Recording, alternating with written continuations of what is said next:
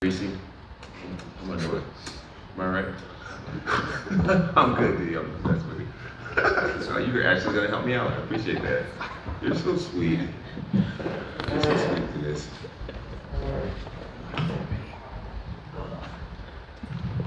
Well, Jon, I know how excited you were when this fight got officially announced and put together. I guess now that we're just a couple days out from you getting back in the octagon, what does the feel like for you right now? Oh man, it feels awesome. I'm just so grateful to be here. I'm glad to be home.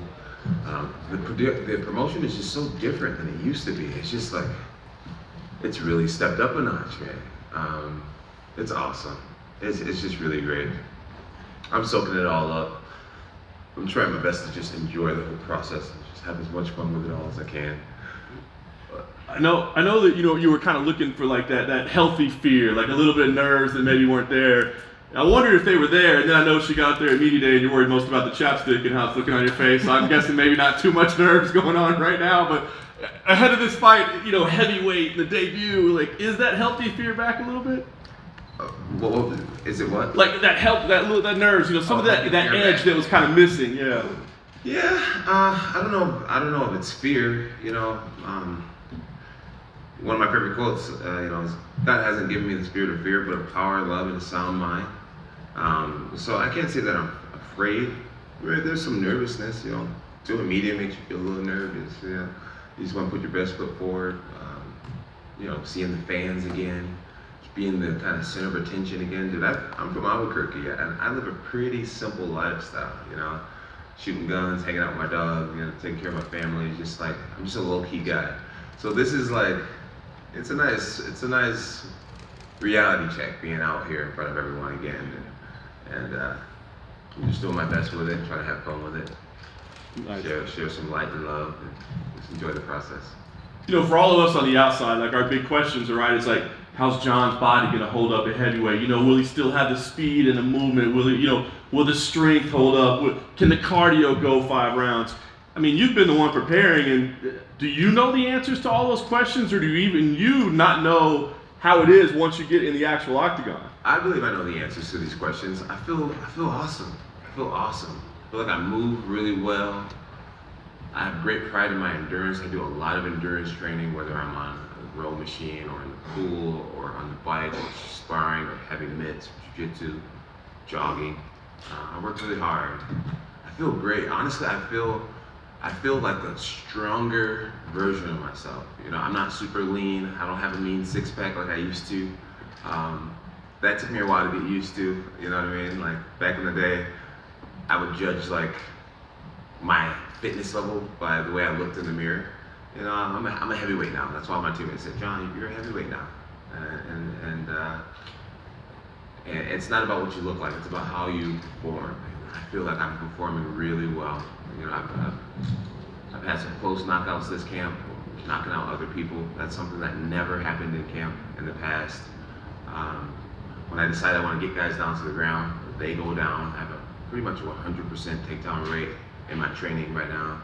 And I feel really good. I like it. Get to eat what I want. Feel good, you know what I'm saying? Life is good. Nice. The last question for me, obviously you spent a lot of time fighting the absolute best in the world, right? So I'm just curious, as you break down Ciryl, where does he rank on that scale of best in the world? Like, is he up there as one of the toughest challenges you've ever had, or maybe not? It's hard to say. It's hard to say whether it would be the toughest challenge or not.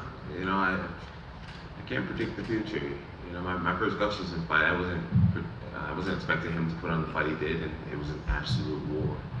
I am ready for whatever. I'm ready to dominate, but if I don't dominate and the fight goes 5 rounds, I'm ready to press forward, and I'm ready for a dogfight. I'm ready to bleed and sweat, leave my heart out there.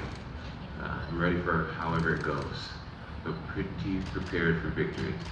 Jon, over here. You just mentioned about being prepared to bleed, stuff like that. I know you're a technician at the sport, but you're also someone who can go in there with bad intentions. You want to go in there and prove that you can beat this guy up.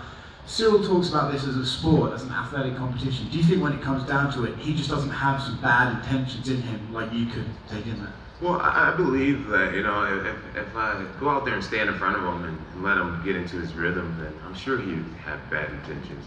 I won't be lulled to sleep by him. Like, oh, you know, I'm just happy to be here. It's just a sport. And life goes on if I win or lose. You know, I feel like I fight from something a little bit different. You know, there's a dog inside of me. It was interesting because during the countdown, his coach was like, you know, for the Tai-2 Javasa fight, we focused on bringing out Ciryl's dog, and I don't feel like that's something your coach should have to like teach you about being a dog. Either you have it or you don't. And I know that I'm a dog at the end of the day. I have a dog in me. I have a lion in me. I have a vicious warrior inside of me. It's who I am. And losing is not an option. This is not just a sporting event to me. This is my life. This is my image. This is my legacy. This is me. And my reasons why are really big. You know, my reasons why are really big, and I don't know if his energy matches mine when it comes to the seriousness of how I take this fight in this game. A lot of people are talking about wrestling versus striking and stuff like that, but in terms of big fight experience, you've done this, right? Yes, sir. He's had 1 or 2 big fights. The fight France was a big fight, but do you think there's a chance as he's walking to that cage on Saturday, the moment just starts to build and get to him, whereas it just won't for you? You know, I could see him staying composed in the moment. He fought Tai-2 Javasa in front of his home country. I'm sure that was a massive moment for him.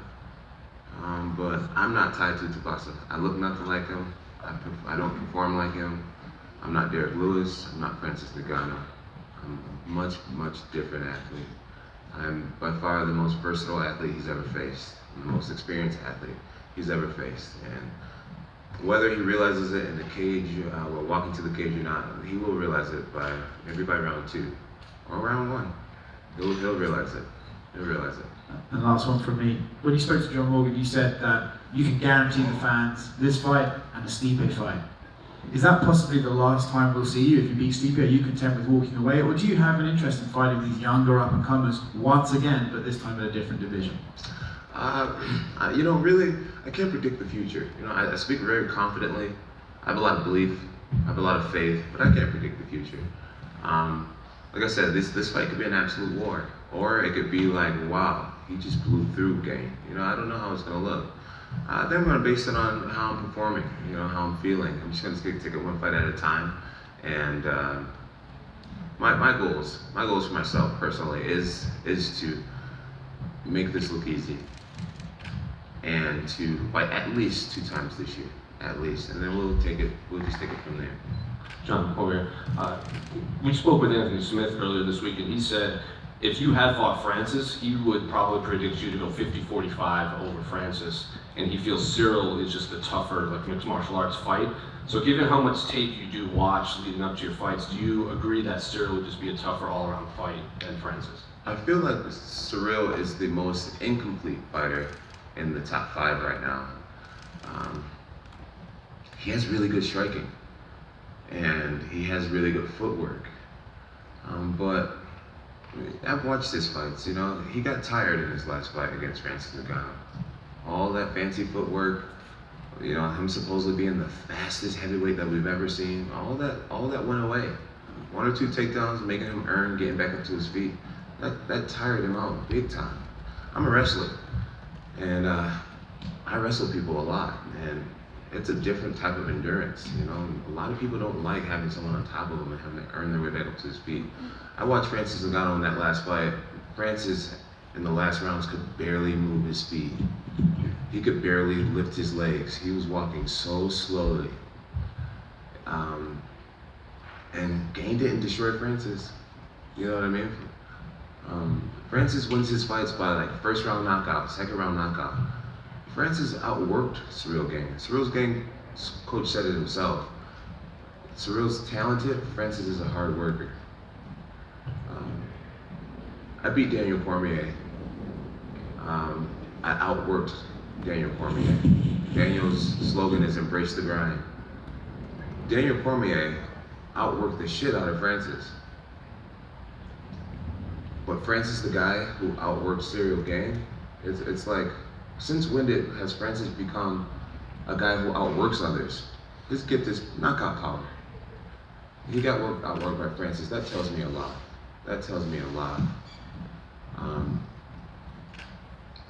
I watch that fight almost every night, and I just see Francis exhausted, laying on top of Ciryl Gane, not even trying to hurt him, just being satisfied being on top. And I saw no offense from the ground. We all know Ciryl has nice ankle locks. Our team worked extensively in ankle lock defense, reversing him. I just don't see Ciryl being able to handle a guy like me. I just can't see it. I respect him. I work very hard. I know I talk confidently, but I respect him so much. And like every opponent, I give it my all. I just don't see myself losing to a guy like Ciryl Gane. Not getting outworked by Francis. I just can't imagine him outworking me, and he couldn't outwork Francis. I just can't see that happening. When you went on your layoff, you were the #1 pound-for-pound fighter in the world. That conversation has kind of come up a lot between Volkanovski and Islam, and I feel like there's like a generation of fans that's like, hey, wait, like Jon Jones is fighting in a couple of weeks. Have we forgotten what he's done? Do you think people, like there's a generation that just hasn't seen you fight, and maybe they just don't appreciate what you did in the past? You know, it's wild. The MMA game is wild. I have young men coming up to me. Yao Ming? Excuse me? Yao Ming? No, young men. I'd be like, ni hao. Yeah, I have young men coming up to me and they're like, dude, I started watching you when I was 10 years old. You know, today I'm 22 years old. I've been around for a long time, dude. I got all these gray hairs in my beard. It's wild. It's wild. I'm honored to still be here. It's great to still be here. I've been inactive over the last 3 years when it comes to the UFC space. I've been living a total martial arts lifestyle for the very first time in my life, though. You know, in the past I would mainly train right before fights, and now I have my own team, and they hold me accountable. I have to be there, and so you know, I weight lift 4 days a week. I train 5 days a week. I have multiple practices a day. To get to your question, Volkanovski has been very active, and I do believe that he deserves to be the top fighter in the world. Him and Islam, you know. I think Volkanovski kept that title after a loss. Well, he deserves it, man. He's refreshing. He speaks well. His country loves him. He represents the sport well. He can't dance. We established that. I asked him about being able to dance. It's funny. He's like, yeah, I just shadow box. Anyways, I'm fighting to be the greatest fighter ever, not to be the pound-for-pound best right now. We have two different motivations, and I think there's room for both of us at the top. And final one for you, Bo Nickel was in here. He said you guys had a little bit of a wrestling match. And so how'd that go? It wasn't a wrestling match. Bo is young and ambitious, and he's looking for a reason to try to take me down, I'm sure. I'll give him the opportunity if he wants it, but I'm an old man with a lot of tricks. We shook hands, and we kind of got down in a wrestling stance. And I think he was thinking that I was going to let his hand go. And he went to try to grab my leg, and I held his hand and just kind of made him do a really awkward motion. And we both looked at each other, and I just said, you got some tricks now. So you didn't walk up to him and say, I bet I could take you down? I did not. I learned my lesson in DC. I learned my lesson. But I'm super excited for Bo Nichols. Just an American wrestler. He represents that grit, that hard work, and I could see him just going extremely far in this sport. Yeah, he has one of the greatest martial arts down already, which I believe is wrestling. Us wrestlers, we get to dictate the pace of a fight. You know, things get tough on us, we just take it to the ground, and we can also avoid being taken down. We can get back to our feet when we're in trouble. And Bo has that down, and I think he's going to do awesome.